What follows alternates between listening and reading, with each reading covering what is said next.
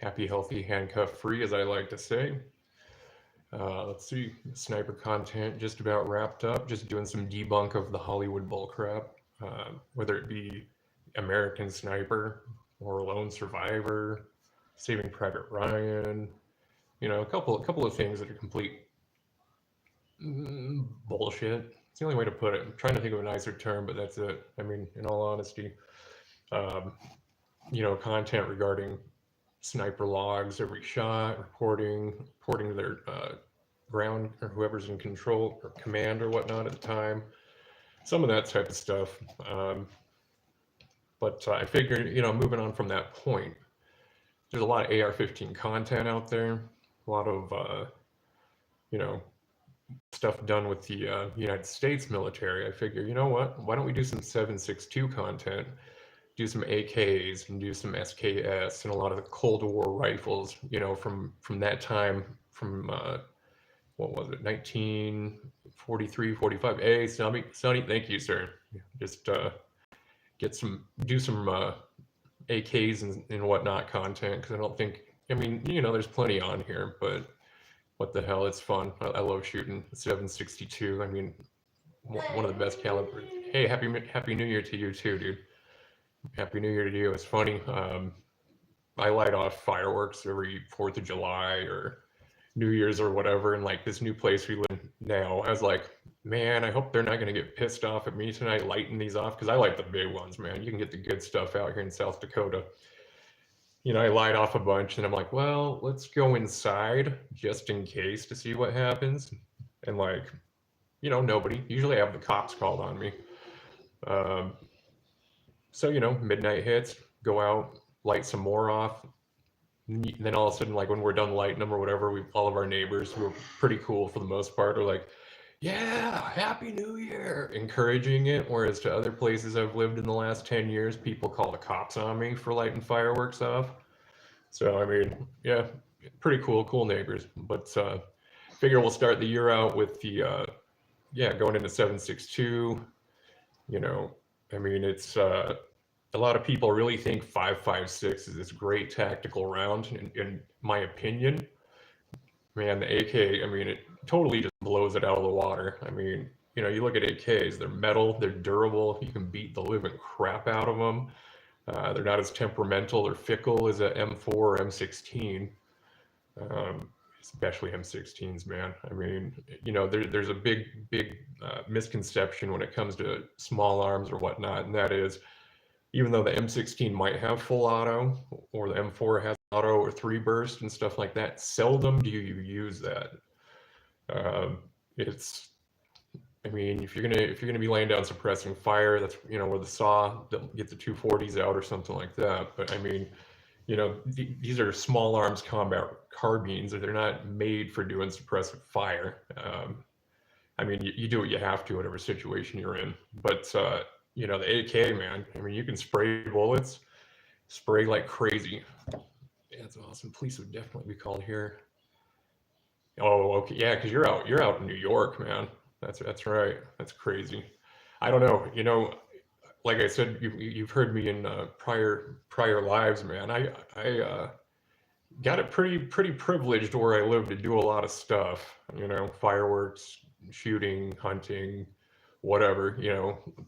Firearm restrictions and things like that. But yeah, I forget all the time that you guys over in the bigger areas, bigger population and large cities and whatnot have quite a bit of restrictions on a lot of stuff. I mean, so it's that's something that I don't take for granted, man. I actually love it. But you guys all live in pretty cool places, that's for sure. I mean, New York, I've only been to upstate.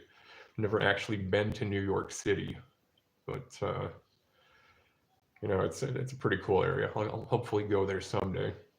That'd be nice too. I'd like to go see like Ground Zero was, and I heard you can't go out to see the Statue of Liberty anymore, and I heard it's like a day trip. I mean, it takes forever. I mean, but I mean, the one thing about the East Coast, I got to say though, Sonny, I think the worst thing aside from firearms and all that shit, dude, how much money it costs you guys to go across toll roads and toll bridges. Good hell.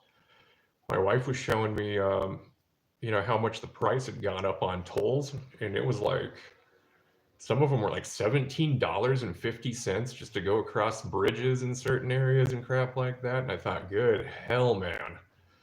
I mean, that is, and I think, New York being a very large place, very large population, they probably got, thousands and thousands of cars paying that every single day. And it just blows my mind, man. I got to get in on that racket.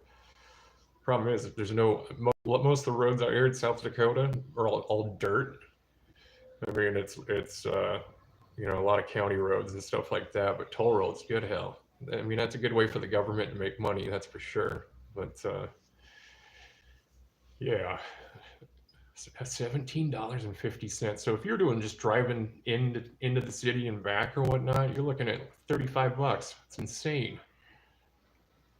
Oh yeah, that too. Well, I'm trying to think here. There's another guy on here, Sonny, Nicosia Connection. He's a pretty cool dude. He comes around and he'll come by, dip out every now and then or whatnot.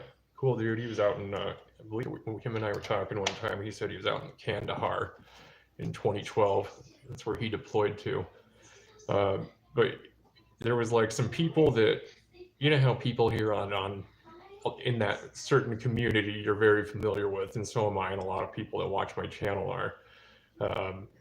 People calling each other out and telling each other to pull up and all this stuff. And I was thinking about it, I was like, man, somebody shows up in New York, tells people to, pull up on them or whatnot. Man, it costs you $35 just to go pull up on somebody. I mean, holy shit. I mean, that's just insane. But like Nico CEO, dude, he was laughing about it. He's like, man, that would be like the, $35 just to show up or whatnot, and so show somebody at class. It's pretty funny, man. But truck drivers, good hell.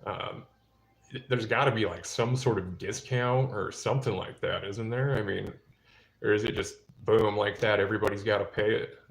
I'm curious on that one. But damn, dude. But still cool places or whatnot. 762. I mean, everybody knows the AK. I'm pretty sure if you know anything about firearms or have any interest in them, SKS is another one. I love the SKS. It's for the Russians during the Soviet time, it didn't really get utilized as much as I think it could have, because the AK just barely came out like 2 years after. But you've got China, they've Norinco and bunch of those companies who make SKS. My SKS is mine's just a Norinco. I mean, they're cheap as hell too, and they last forever. You beat the shit out of them. They shoot 7.62s. If you're one of the tactical guys, you can go buy folding stocks and all the accessories and junk if you're into it. And they even have a few different chassis for SKS. $9. Oh, that's it. Wow. Well, I mean, that's like, I guess that's better than nothing, but good hell, man. That's insane. That's just nuts. They're like the SKS chassis. They have one, I believe, called Sabertooth. It's this guy he's been making them for a while. I mean, like my SKS, I have the side folding stock, Norinco, whatever. It'd be the Paratrooper.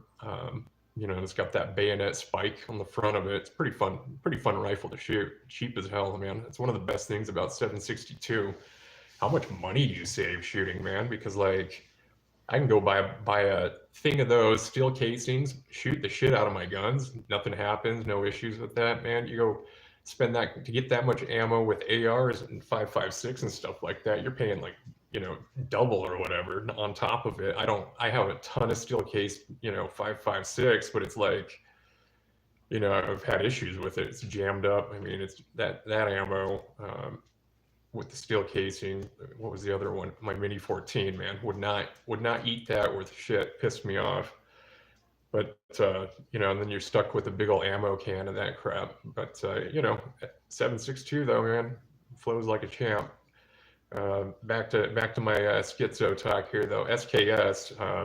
The other cool thing about it, I think it's if you're on a budget, they don't look the prettiest on account of, they have that bottom, well, in my opinion, they have that bottom trap for where you drop your rounds in or whatnot.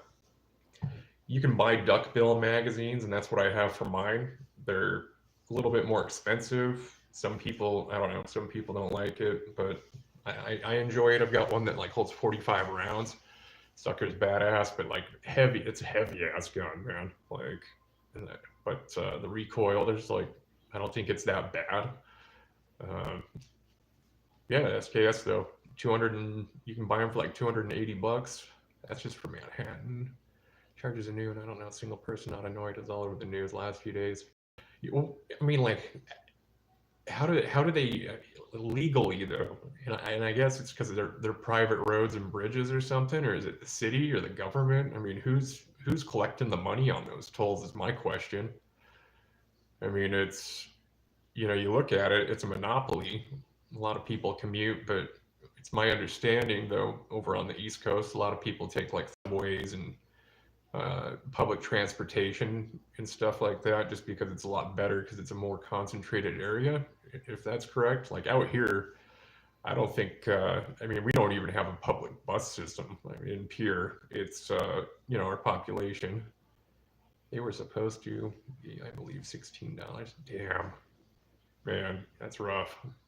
But like out here in Pierre, no public transportation. There's a company called like River City, whatever. You call them, they'll actually pick you up from your house and take you to wherever. It's like an Uber almost, but it's super, super cheap. I mean, we have that, but yeah, out here, other than that, man, because it's a farming agriculture state, you know, between agriculture and tourism, because, Mount Rushmore, and then, of course, the most money the state generates a year is during Rally Week out in Sturgis. But um, yeah, as far as that goes, we don't have a lot of the good public things like the larger areas have, which irritates me. But is what it is. You live some places, you got to deal with it, I guess. But there's like back to 762 again, man. I keep getting sidetracked here, thinking about how ridiculous those tolls are. Uh, there's nothing. I don't know. So many people like they look at black rifles. If you put a Mini 14 next to an AR-15, and you grab some person who doesn't know anything about guns, and you ask them, hey, which one of these two guns looks more dangerous? The Mini 14, let's say, it has a wood stock and just its basic 10-round clip or whatever. And then, you've got your AR, and then you have just a basic box 10-round magazine in that one or whatever. I said clip on the other one, I meant mag. But you ask them, which one of these two rifles do you think is more dangerous? And they will always point at the black rifle. It's weird. It's just a psychology thing. It's a great tactic that a lot of liberal anti-gun people like to use. If you've ever noticed, anytime they're campaigning for gun control, strict gun control, or whatever, these unfortunate events with school shootings, they always emphasize on it being a AR-15, and then they always add combat rifle or military weaponry or anything like that. And it's just they get a bad rap. And it's like, well, you know what? The gun didn't shoot somebody without somebody pulling the trigger on it. So you got to hold accountability there. But yeah, those truck drivers probably get screwed, dude. Well, when I was in Florida, the rental car we had some sort of toll sticker or whatever, so we could just drive right through everything. We didn't have to stop and pay and do all that junk. But I was also in a touristy area, Orlando. But man, those truck drivers, they're the ones that keep America moving. Those guys, you know, y- y- they get taken for granted. Let's put it that way. They have a job where they're out on the road, not really home ever. I mean, that's their livelihood. But like, I don't know if you guys remember back in 2022, in the beginning of 2023, the Midwest got hit hard with snow. I mean, when I was still up in Fargo at this time, but my wife was down here in Pierre, and like freeways were closed like 3 weeks. People couldn't get into town here in Pierre. Walmart couldn't even restock their shelves. It was nuts. So I mean, like those truckers, man, they do the country a lot of good, a lot of work. They really keep it flowing. But um, if you guys are curious though, like I'll start dropping the 762 firearm information, start dropping some of those vids. There are a couple Gunfather ones that I've already posted. One of them's Kalishnikov. The other one's I can never say his name right. Simenyov. There we go. Simenyov, and he's the dude that did the SKS. You know, there's Tokarov, a couple of those ones. We'll cover some of the other ones during the Cold War that don't get as much attention as they deserve. You know, there's a lot of guns out there, man, that even though they were way superior than what was being used at the time or utilized by the Red Army or even the United States, you know, just never hit it off, even though they're freaking awesome. But you know, we'll get into it from there. Navy SEAL stuff, man. I'll tell you what's crazy. You know, another thought I had, and I was actually telling my wife this too. All that sniper content I put out, you know, a lot of people were watching it, a lot of great feedback and stuff like that. I waited till I was just about done before I dropped the Navy stuff, because I wanted to see, okay, view-wise, we're going to do an experiment here. You know, I covered the Marine Scout Sniper program, you know, which got absorbed into the Force Reconnaissance. You know, last class in 2023, whatever, that one. You know, I spoke about, you know, you have your sniper school in Fort Moore now, formerly Benning, you know, for the Army guys, whether they be Rangers or Green Berets or Cavalry Scout or whatnot. You know, got some good feedback, good information from people, you know, a lot of views on that, you know, compared to schools. And then I brought up United States Navy, the Navy SEAL Sniper program, man, and people just fucking ate that shit up. There is something, you know, Don Shipley's right when he says this, something about just the term Navy SEAL, so many people are just so attracted to that. I mean, it's so well known. It just snaps their attention. And, you know, I mean, Don Shipley, for those that are just tuning in or are not familiar with, if you've been in a coma for the last 10, 20 years, you know, he's made it his mission to bust people for pretending to be operators, especially in the Navy.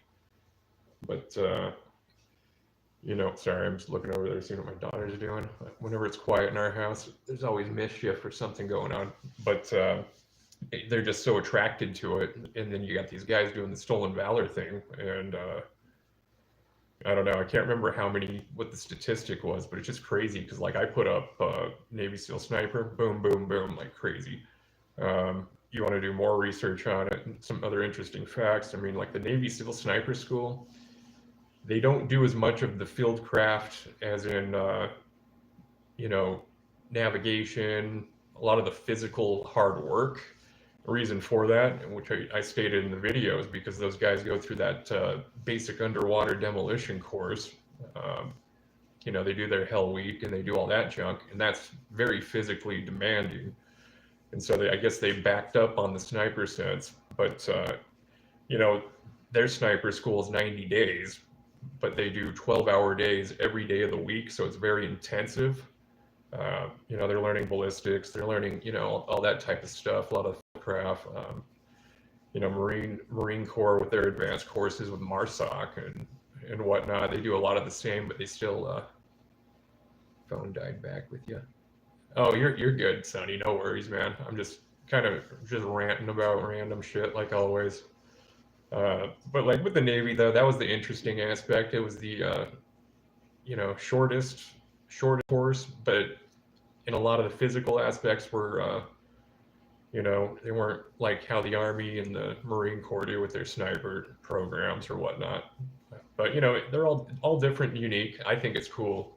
I mean, eventually when guys get into that special operations units and platoons and things like that, after they've passed qualifications to get whatever, you know, eventually they all go to jump school. Eventually they all get their diving bubble. You know, that's all the operators do. There's those pipelines for them to go down. A lot of them, you know, get training being a corpsman in the Navy and whatnot. But you know, you look at the differences of their basic schools, though. You've got United States Army. They've got the airborne.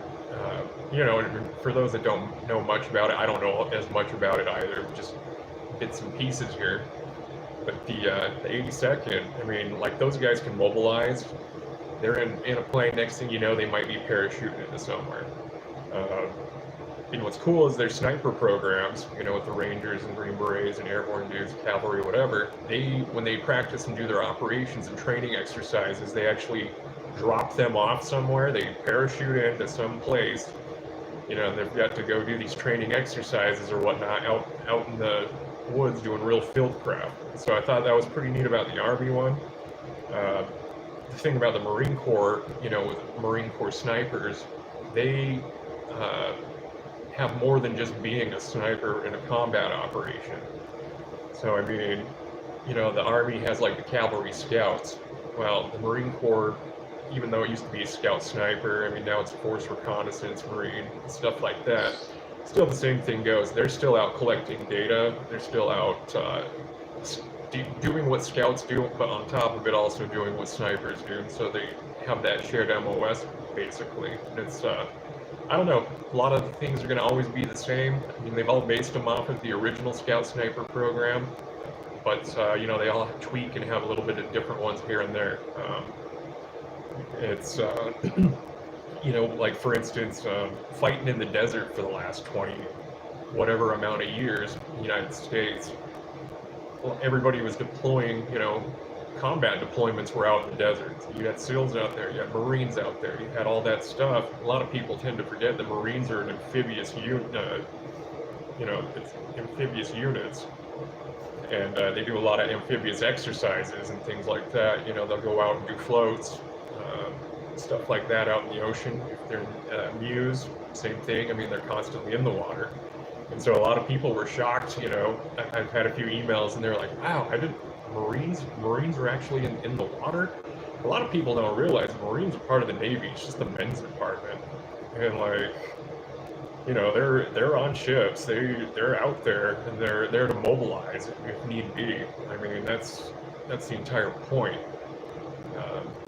You know, as far as like, if you ever listen to the Marine Corps hymn, and they talk about calls of Montezuma, shores of Tripoli. Tripoli, the Marines got on some merchant ships, went over to Tripoli, took out these guys, and then went back. I mean, like that was their objective. It's an expeditionary unit.